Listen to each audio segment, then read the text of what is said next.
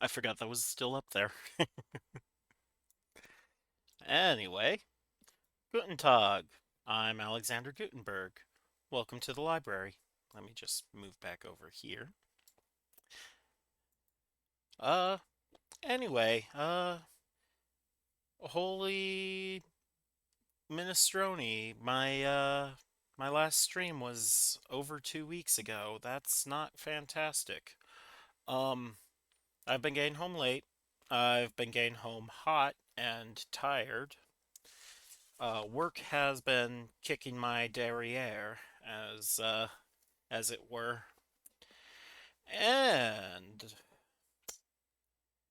I'm even late for this stream as well, because I'm supposed to be starting around 4, but it's now 5, so if you are watching this on YouTube after I upload it, I would like to ask you because apparently YouTube's changed their algorithm. You don't count as a viewer unless you like the video, comment on it, or subscribe to the channel or, do any kind of interaction. So, if uh if you are watching this on YouTube, please, do that. Also leave comments cuz I want to know what I can do to improve my streaming. But anyway, like I said in the announcement, which most people wouldn't have seen, today we are reading a book. We're reading the story The Hound of the Baskervilles, which is one of the Sherlock Holmes stories. And I know I'm good on reading those because they are all public domain now. So let's hop on over to our just reading screen, which is sparse because I don't have an image for this book. Yeah. Anyway, sorry, I've got. Eh. One thing I will note, I do not have any water today. I used it all during work. Yikes.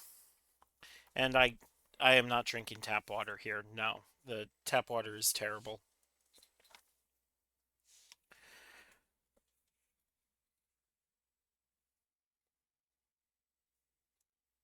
So, before I start, there is a bit of a foreword. Not not really a foreword, more like a message from the author. The Hound of the Baskervilles. My dear Robinson, it was your account of a West Country legend which first suggested the idea of this little tale to my mind. For this, and for the help which you gave me in its evolution, all thanks. Yours truly, A. Conan Doyle.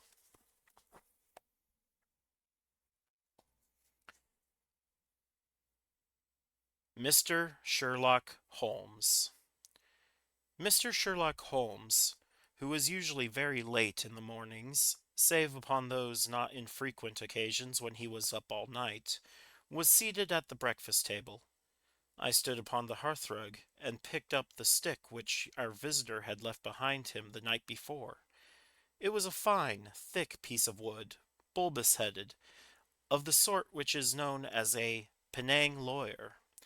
Just under the head was a broad silver band, nearly an inch across.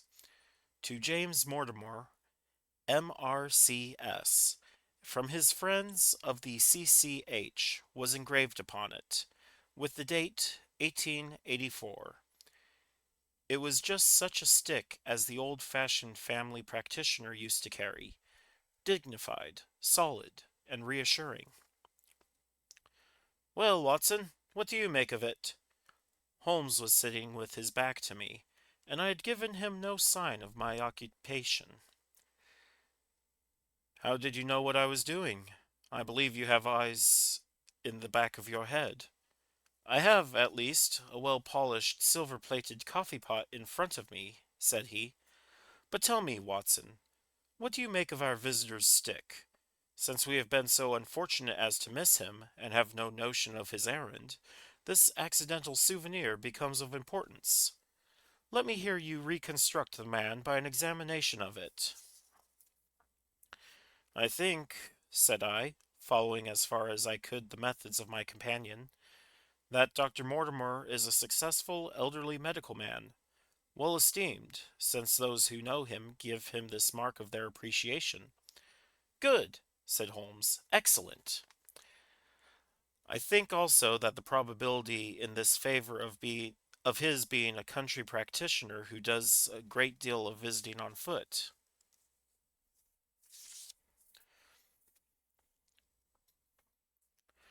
Why so? Because this stick, though originally a very handsome one, has been so knocked about that I can hardly imagine a town practitioner carrying it. The thick iron ferrule is worn down, so it is evident that he has done a great amount of walking with it. Perfectly sound, said Holmes. And then again, there is the Friends of the CCH. I should get I should guess that to be the something hunt, a local hunt to those to whose members has possibly given some surgical assistance, and which has made him a small presentation in return. Really, Watson, you excel yourself, said Holmes, pushing back his chair and lighting a cigarette. I am bound to say that in all the accounts you have habitually underrated your own abilities. It may be that you are not yourself luminous, but you are a conductor of light. Some people, without possessing genius, have a remarkable power of stimulating it. I confess, my dear fellow, that I am very much in your debt. He had never said as much before, and I must admit that his words gave me keen pleasure, for I had often been piqued by his indifference to my admiration and to the attempts which I have made to give publicity to his methods. I was proud, too, to think that I had so far mastered his system as to apply it in a way which earned his approval. He now took the stick from my hands and examined it for a few minutes with his naked eyes. Then, with an expression of interest, he laid down his cigarette, and, carrying the cane to the window, he looked over it again with a convex lens. Interesting, though elementary, said he as he returned to his favorite corner of the settee. There are certainly one or two indications upon the stick. It gives us basis for several deductions. Has anything escaped me? I asked with some self-importance. I trust that there is nothing of consequence which I have overlooked.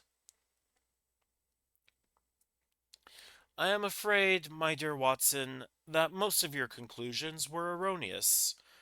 When I said that you stimulated me, I meant, to be frank, that in noting your fallacies, I was occasionally guided towards the truth.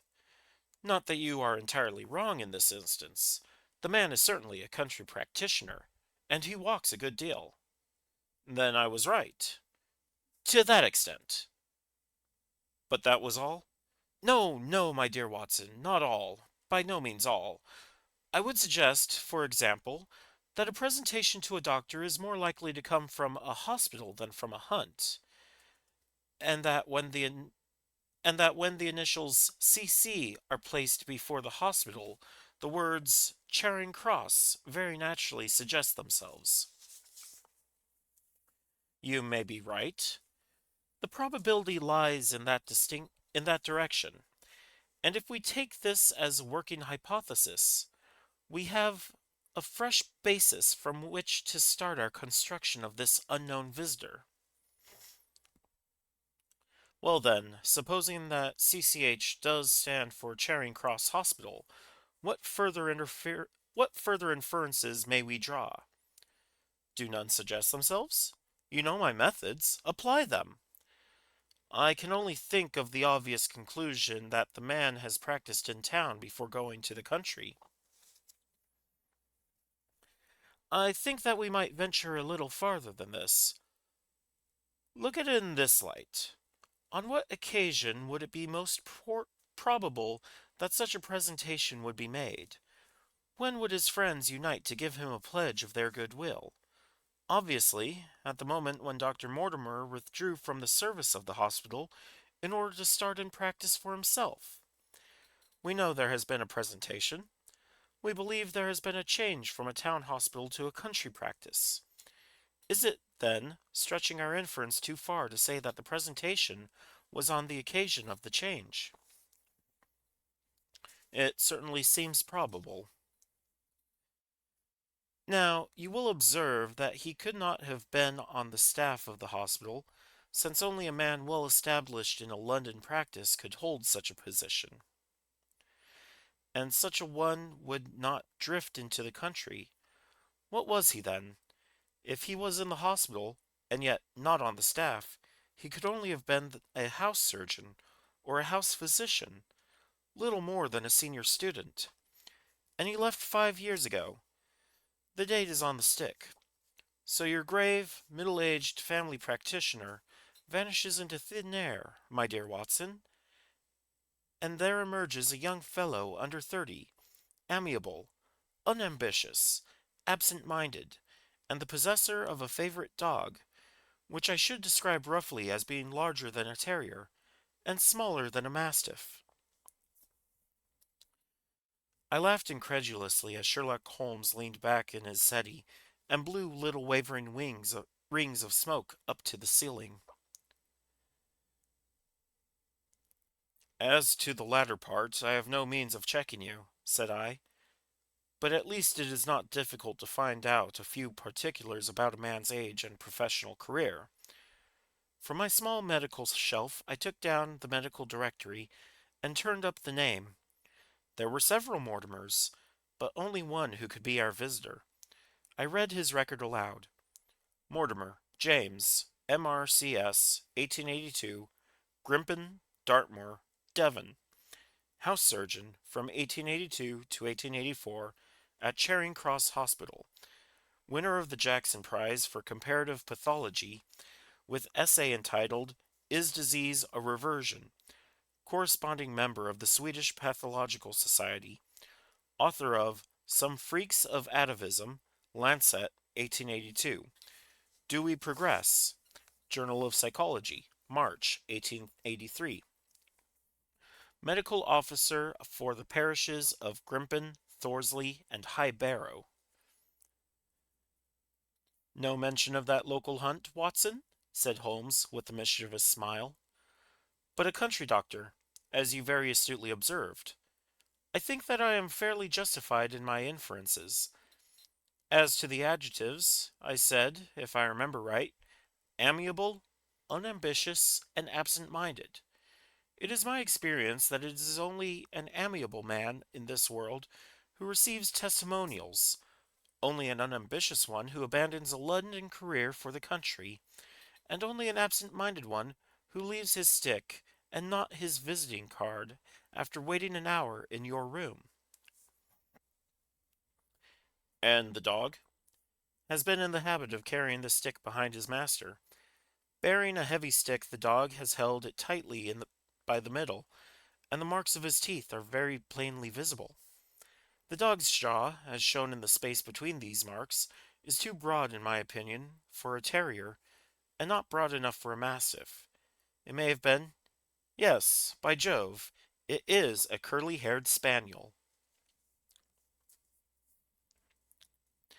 He had risen and paced the room as he spoke. Now he halted in the recess of the window. There was such a ring of conviction in his voice that I glanced up in surprise. My dear fellow, how can you possibly be so sure of that? For the very simple reason that I see the dog himself on our very doorstep, and there is the ring of its owner. Don't move, I beg you, Watson. He is a professional brother of yours, and your presence may be of assistance to me. Now is the dramatic moment of fate. Watson, when you hear a step upon the stair, which is walking into your life, and you know not whether for good or ill, what does Dr. James Mortimer, the man of science, ask of Sherlock Holmes? the specialist in crime. Come in! The appearance of our visitor was a surprise to me, since I expected a typical country practitioner. He was a very tall, thin man, with a long nose like a beak, which jutted out between two keen, gray eyes, set closely together and sparkling brightly from behind a pair of gold-rimmed glasses. He was clad in a professional, but rather slovenly fashion, for his frock coat was dingy, and his trousers frayed. Though young, his long black his long back was already bowed, and he walked with a forward thrust of his head and a general air of peering benevolence. As he entered his eyes fell upon the stick in Holmes' hand, and he ran towards it with an exclamation of joy. "I am so very glad," said he. "I was not sure whether I had left it here or in the shipping office. I would not lose that stick for the world." "A presentation, I see," said Holmes. "Yes, sir." "From Charing Cross Hospital?" "From one or two friends there on the occasion of my marriage." "Dear, dear, that's bad," said Holmes, shaking his head. Dr. Mortimer blinked through his glasses in mild astonishment. "Why was it bad?" "Only that you have disarranged our little deductions. Your marriage, you say?" "Yes, sir, I married, and so left the hospital, and with it all hopes of a consulting practice. It was necessary to make a home of my own."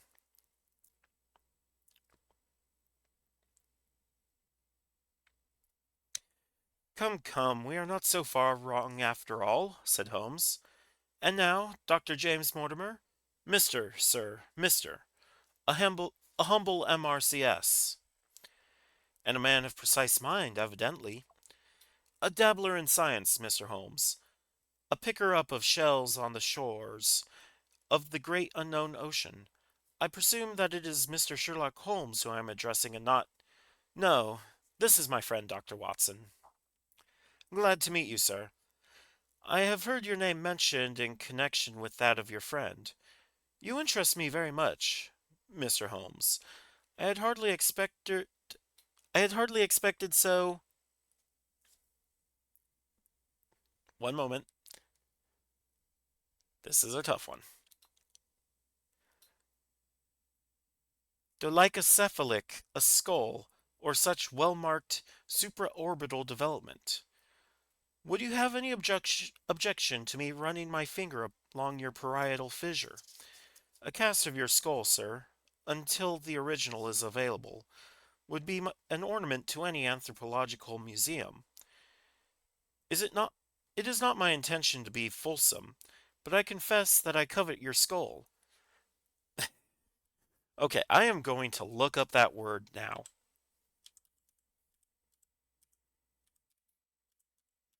Lycocephalic. I get cephalus. The lycocephalic, having a relatively long skull, typically with the breadth less than 80 or 75% of the length. That seems like it should be posted in the chat here.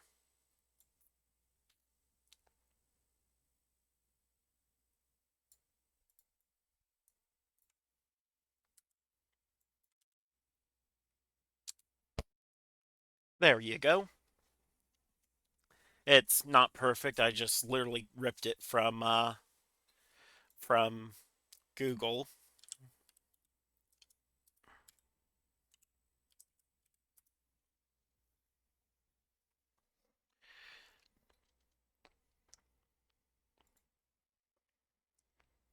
Sherlock Holmes waved our strange visitor into a chair. "You're an enthusiast in your line of thought, I perceive, sir, as I am in mine," said he. "I observe from your forefinger that you make your own cigarettes. Have no hesitation in lighting one." The man drew out paper and tobacco, and twirled the one up in the other with surprising dexterity. He had long, quivering fingers, as agile and restless as the antenna of an insect. Holmes was silent, but his little darting glances showed me the interest which he took in our curious companion. I presume, sir, said he at last, that it was not merely for the purpose of examining my skull that you have done me the honor to call here last night and again today. No, sir, no, though I am happy to have had the opportunity of doing that as well. I came to you, Mr. Holmes, because I recognize that I am myself an unpractical man, and because I am suddenly confronted with the most serious and extraordinary problem, recognizing, as I do, that you are the second highest expert in Europe. Indeed, sir. May I inquire who has the honor to be the first? Asked Holmes with some asperity. To the man of precisely scientific mind, the work of Monsieur Bertillon must always appeal strongly. Then had you not better consult him? I said, sir, to the precisely scientific mind. But as a practical man of affairs, it is acknowledged that you stand alone. I trust, sir, that I have not inadvertently— Just a little, said Holmes. I think, Dr. Mortimer, you would do wisely if, without more ado, you would kindly tell me plainly what the exact nature of the problem is in which you demand my assistance. That seems like a bookmark position right now. Because I just remembered, I do actually have some liquid. It is some tea that I got from Quick Trip last night that's been kept in the fridge. So, I shall go and grab that. I'll be right back.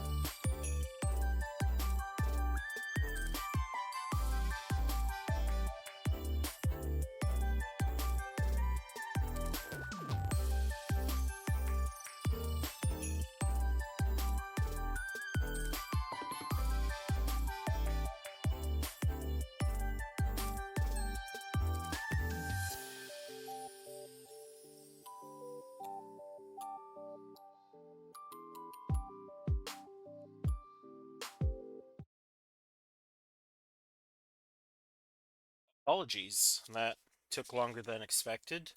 I had to. I realized that I definitely needed a snack. Anyway, let's get on to chapter 2, part 2, whatever this is.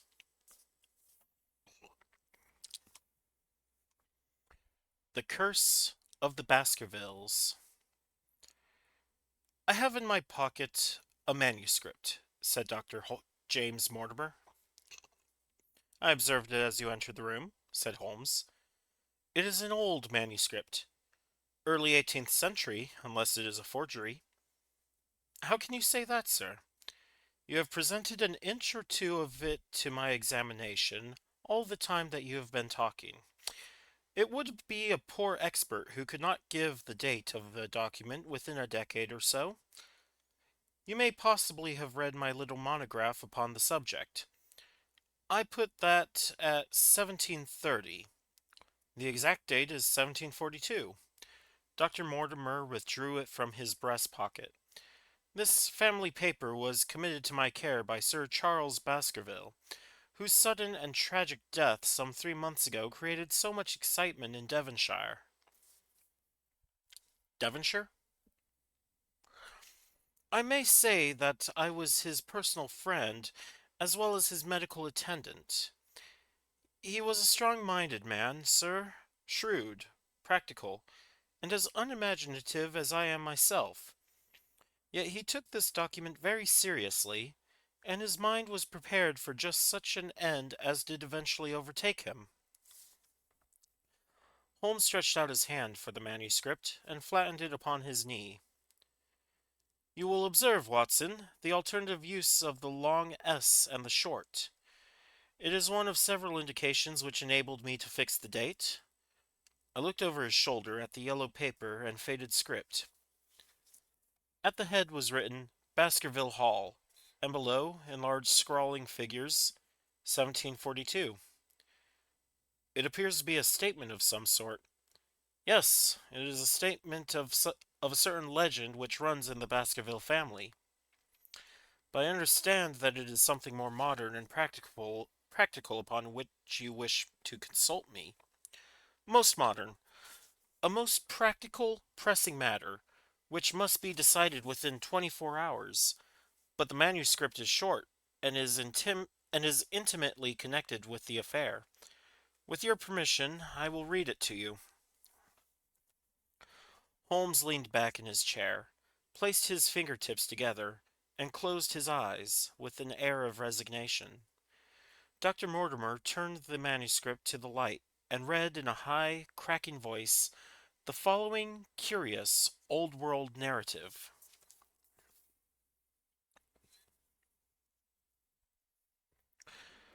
Of the origin of the Hound of the Baskervilles, there have been many statements, yet as I come in a direct line from Hugo Baskerville, and as I had the story from my father, who also had it from his, I have set it down with all belief that it occurred even as is here set forth. And I would have you believe, my sons, that the same justice which punishes sin may also most graciously forgive it, and that no ban is so heavy but that by prayer and repentance it may be removed. Learn then from this story not to fear the fruits of the past, but rather to be circumspect in the future, that those foul passions whereby our family has suffered so grievously may not again be loosed to our undoing. Know then that in the time of the great rebellion, the history of which by the learned Lord Clarendon, the first most or wait, Lord Clarendon, I most earnestly commend to your attention. I was so used to reading first there. I don't know why. This manor of Baskerville was held by Hugo of that name, nor can it be gainsaid that he was a most wild, profane, and godless man. Gainsaid.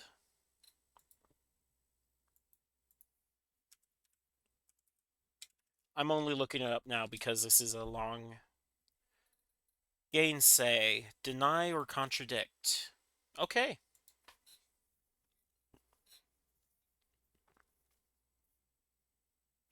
This, in truth, his neighbors might have pardoned, seeing that saints have never flourished in those parts. But there was in him a certain wanton and cruel humour, which made his name a byword through the West. It chanced that this Hugo came to love, if indeed so dark a passion may be known under so bright a name, the daughter of a yeoman, who held lands near the Baskerville estate. But the young maiden, being discreet and of good repute, would ever avoid him, for she feared his evil name. So it came to pass that one Michaelmas, this Michaelmas, what's Michaelmas? I'm sorry. Words. Words mean things, and I want to know what they mean.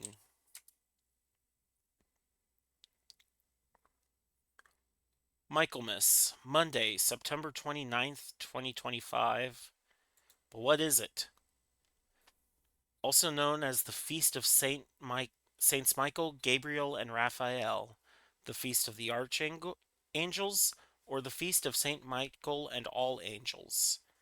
It's a Christian festival observed in many Western Christian liturgical calendars on the 29th of September and on the 8th of November in the Eastern Christian traditions. Michaelmas has been one of the four quarter days of the English and Irish financial, judicial, and academic year. Okay, I learned something.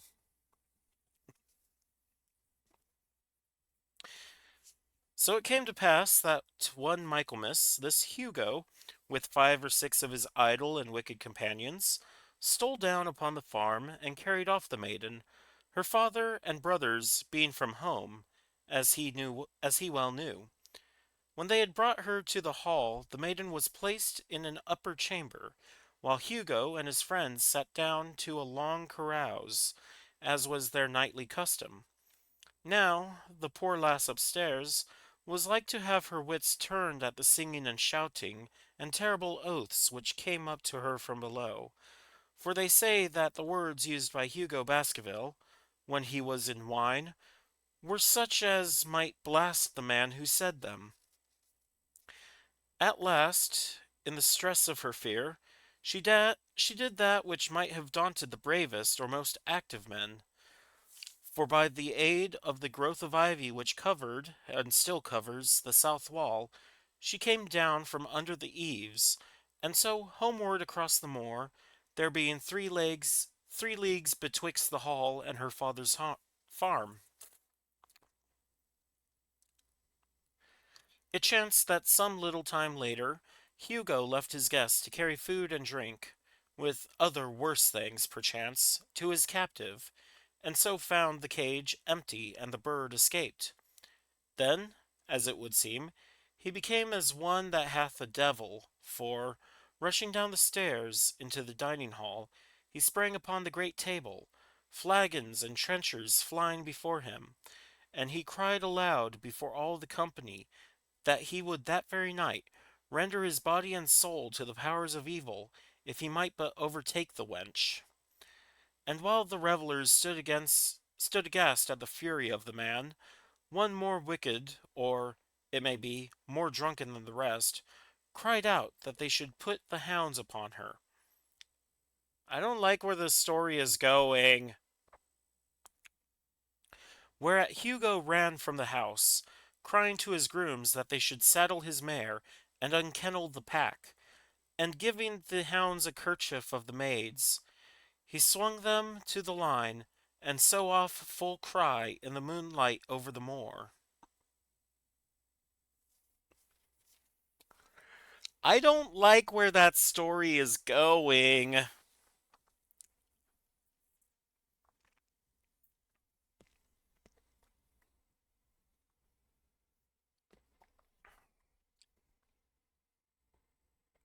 Okay, serious aside, I have seen stories of people hunting people, like Game of Thrones did it.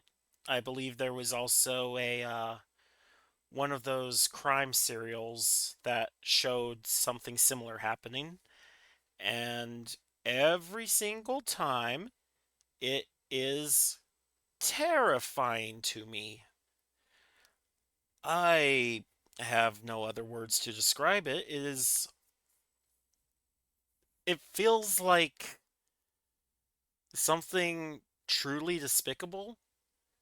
Like the only time I actually found it interesting was when it was done in the most dangerous game. As in that one, the man being hunted is not helpless, but most commonly, the stories whereby they do a most dangerous game kind of hunt thing, the people are helpless. Like explicitly, we find that they're not aware they're being hunted, or they don't have any means of defending themselves. At least in the most dangerous game, the man was given a knife.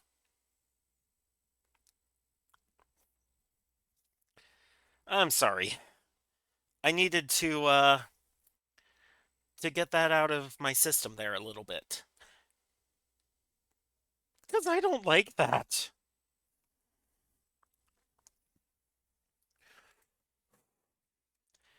Now, for some space, the revelers stood agape, unable to understand all that had been done in such haste. But anon their bemused wits awoke to the nature of the deed, which was like to be done upon the moorlands. Everything was now in an uproar, some calling for their pistols, some for their horses, and some for another flask of wine. But at length some sense came back to their crazed minds, and the whole of them, 13 in number, took horse and started in pursuit. The moon shone clean above them, and they rode swiftly abreast, take, taking that course which the maid must needs have taken if she were to reach her own home.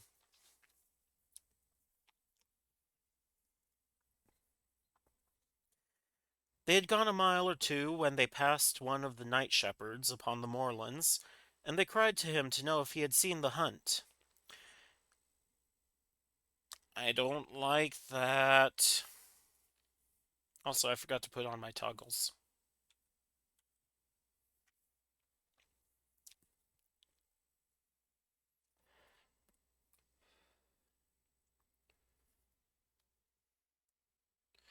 And the man, as the story goes, was so crazed with fear that he could scarce speak, but at last he said that he had indeed seen the unhappy maiden with the hounds upon her track. But I have seen more than that, said he, for Hugo Baskerville passed me upon his black mare, and there ran mute behind him such a hound of hell as God forbid should ever be at my heels. So the drunken squires cursed the shepherd and rode onward. But soon their skins turned cold, for there came a galloping across the moor, and the black mare, dabbled with white froth, went past with trailing bridle and empty saddle. Then the revelers rode close together, for a great fear was on them, but they still followed over the moor, through each, though each, had he been alone, would have been right glad to have turned his horse's head.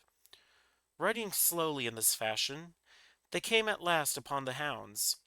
These, though known for their valor and their breed, were whimpering in a cluster at the head of a deep dip or goyal, as we call it, upon the moor, some slinking away, and some with starting hackles and staring eyes, gazing down the narrow valley before them.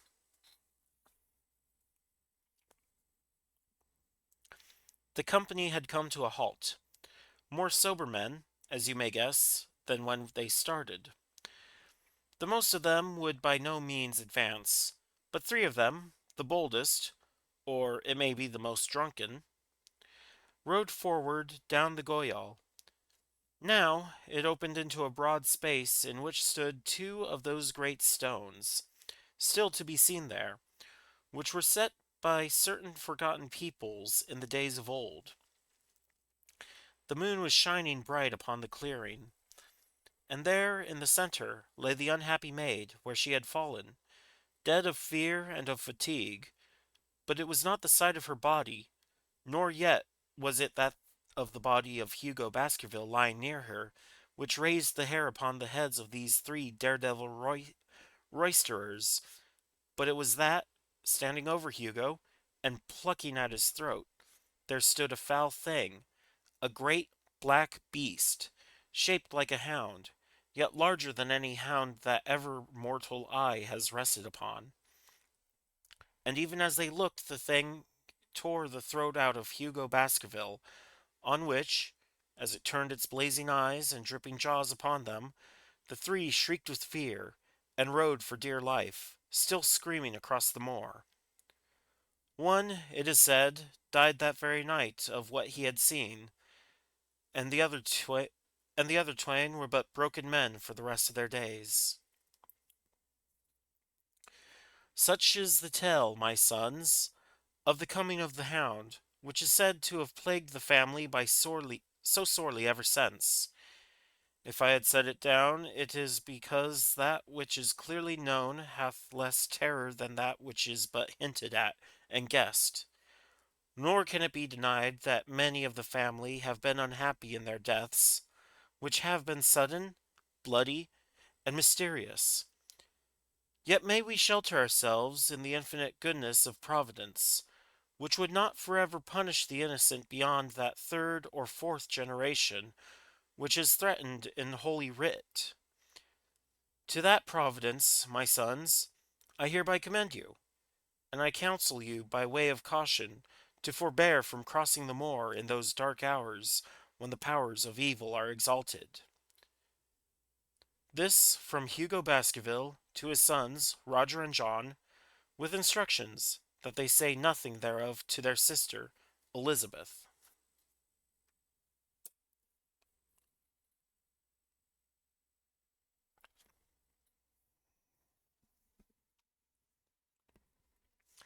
When Dr. Mortimer had finished reading this singular narrative, he pushed his spectacles up on his forehead and stared across at Mr. Sherlock Holmes. The latter yawned and tossed the end of his cigarette into the fire.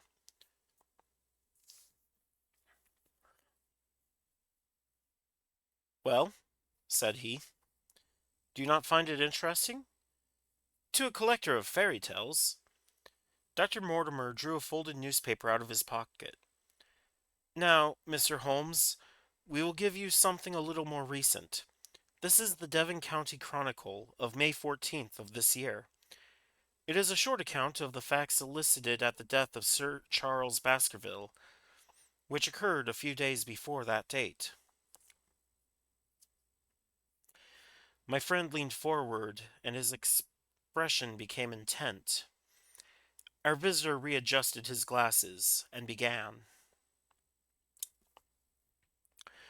The recent sudden death of Sir Charles Baskerville, whose name has been mentioned as the probable Liberal candidate for Mid Devon at the next election, has cast a gloom over the county.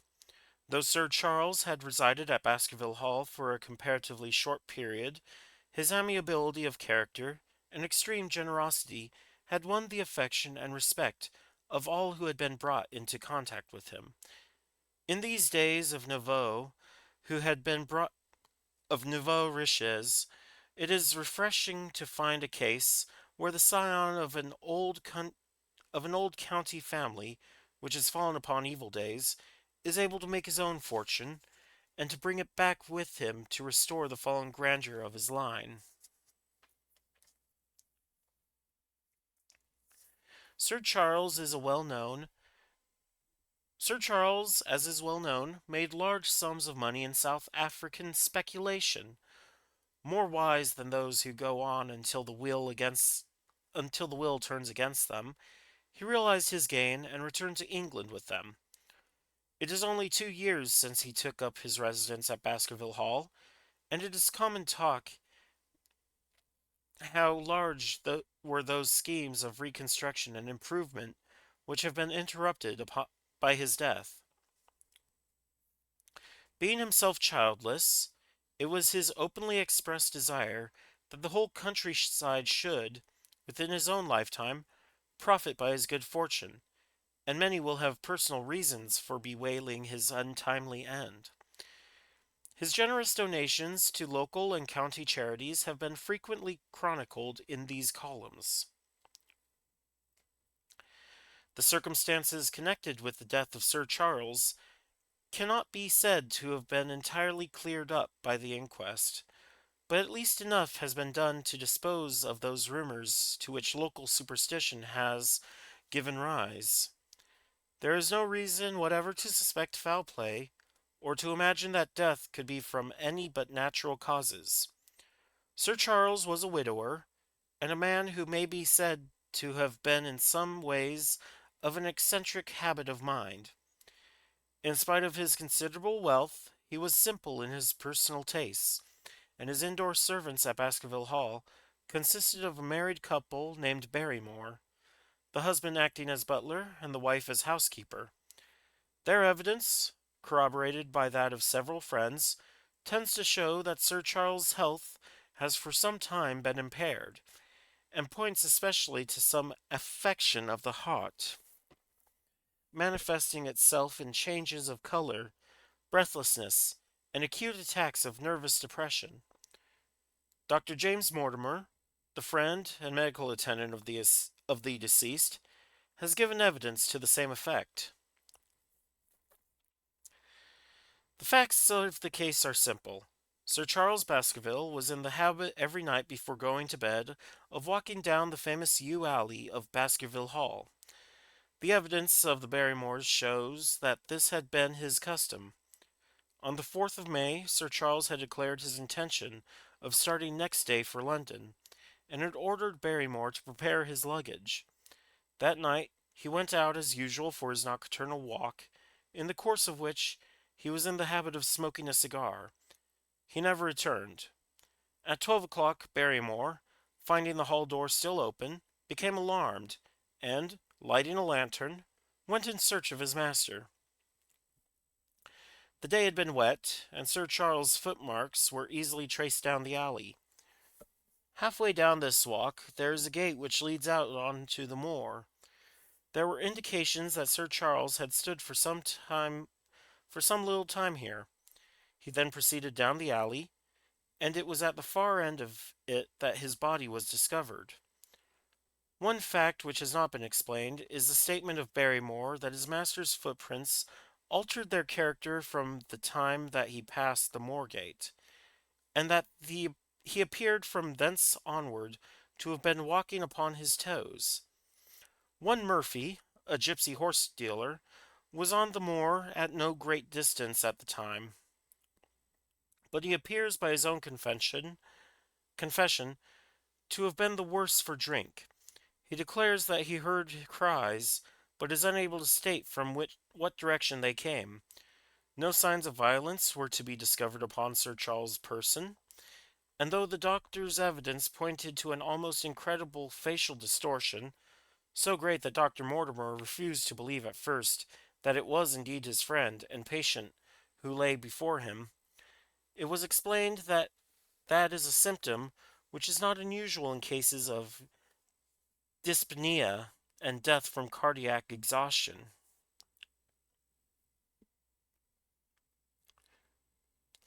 This explanation was born out of the post mortem examination, which showed long standing organic disease, and the coroner's jury returned a verdict in accordance with the medical evidence. It is well that this is so, for it is obviously of the utmost importance that Sir Charles' heir should settle at the Hall and continue the good work which has been so sadly interrupted. Had the prosaic finding of the coroner not finally put an end to the romantic stories which have been whispered in connection with the affair, it might have been difficult to find a tenant for Baskerville Hall. It is understood that the next of kin is Mr. Henry Baskerville, if he be still alive, the son of Sir Charles Baskerville's younger brother. The young man, when last heard of, was in America, and inquiries are being instituted with a view of informing him of his good fortune. Good fortune, my behind!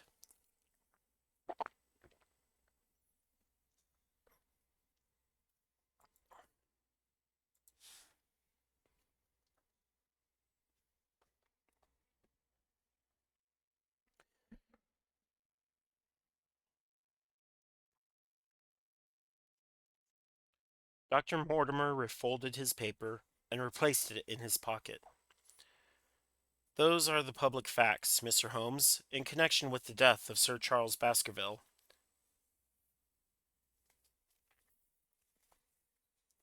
I must thank you, said Sherlock Holmes, for calling my attention to a case which certainly presents some features of interest. I had observed some newspaper comment at the time, but I was exceedingly preoccupied by that little affair of the Vatican cameos, and in my anxiety to oblige the Pope, I lost touch with several interesting English cases. This article, you say, contains all the public facts? It does. Then let me have the private ones. He leaned back, put his fingertips together, and assumed his most impassive and judicial expression. In doing so, said Dr. Mortimer, who had begun to show signs of some strong emotion, I am telling that which I have not confided to anyone. My motive for withholding it from the coroner's inquiry is that a man of science shrinks from placing himself in the public position of seeming to endorse a popular superstition. I had the further motive that Baskerville Hall, as the paper says, would certainly remain unattended if anything were done to increase its already rather grim reputation. For both these reasons, I thought that I was justified in telling rather less than I knew, since no practical good could result from it. But with you, there is no reason why I should not be perfectly frank. The moor is very sparsely inhabited, and those who live near each other are thrown very much together. For this reason, I saw a good deal of Sir Charles Baskerville, with the exception of Mr. Frankland, of Laughter Hall, and Mr. Stapleton, the naturalist. There were no other men of education within many miles. Sir Charles was a retiring man, but the chance of his illness brought us together, and a community of interests in science kept us so. He had brought back much scientific information from South Africa, and many a charming evening we had we have spent together discussing the comparative anatomy of the Bushman and the Hottentot. I'm pretty sure I said something offensive just now.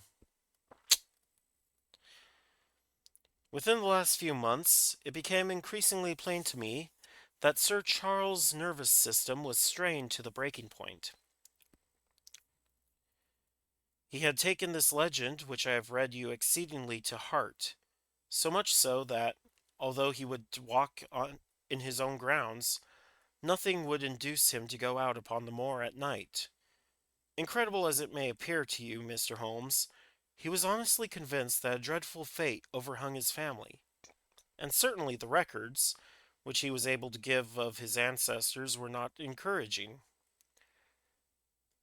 The idea of some ghastly presence constantly haunted him, and on more than one occasion he has asked me whether I had on my medical journeys that night ever seen any strange creature or heard the baying of a hound. The latter question he put to me several times, and always with a voice which vibrated with excitement. I can well remember driving up to his house in the evening, some 3 weeks before the fatal event. He chanced to be at his hall door. I had descended from my gig, and was standing in front of him, when I saw his eyes fix themselves over my shoulder and stare past me with an expression of the most dreadful horror. I, wi- I whisked round, and had just time to catch a glimpse of something which I took to be a large black calf passing at the head of the drive. So excited and alarmed was he that I was compelled to go down to the spot where the animal had been and look around for it. It was gone, however, and the incident appeared to make the worst impression upon his mind. I stayed with him all the evening, and it was on that occasion, to explain the emotion which he had shown, that he confided to my keeping that narrative which I read to you when first I came. I mention this small episode because it assumes some importance in view of the tragedy which followed, but I was convinced, at the time, that the matter was entirely trivial and that his excitement had no justification. It was at my advice that Sir Charles was to go to London. His heart was, I knew, affected, and the constant anxiety in which he lived, however chimerical the cause of it might be, was evidently having a serious effect upon his health. I thought that a few months among the distractions of town would send him back a new man. Mr. Stapleton, a mutual friend who was much concerned at the state of his health, at his state of health, was of the same opinion. At the last instant came this terrible catastrophe. On the night of Sir Charles's death, Barrymore, the butler, who made the discovery, sent Perkins the groom on horseback to me, and as I was staying up late, I was able to reach Baskerville Hall within an hour of the event.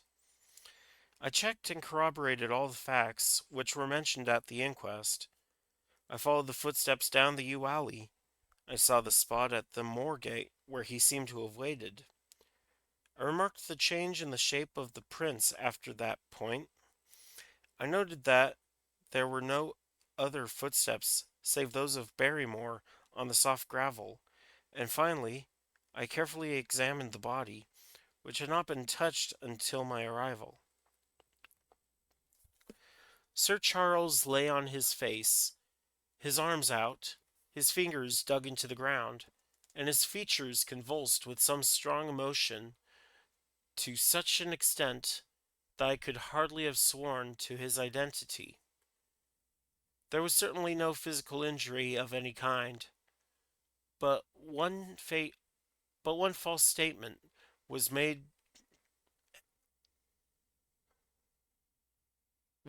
by Barrymore at the inquest. He said that there were no traces upon the ground round the body. He did not observe any, but I did, some little distance off, but fresh and clear. Footprints? Footprints. A man's or a woman's? Dr. Mortimer looked strangely at us for an instant, and his voice sank almost to a whisper as he answered, Mr. Holmes, they were the footprints of a gigantic hound. And that is actually where I'm going to leave it tonight. Um, I know it's like a half hour early to be ending stream, but I I really cannot do it. Anyway, I'm gonna find someone to ship you all guys off to. Uh, let's send you off to Sandilo.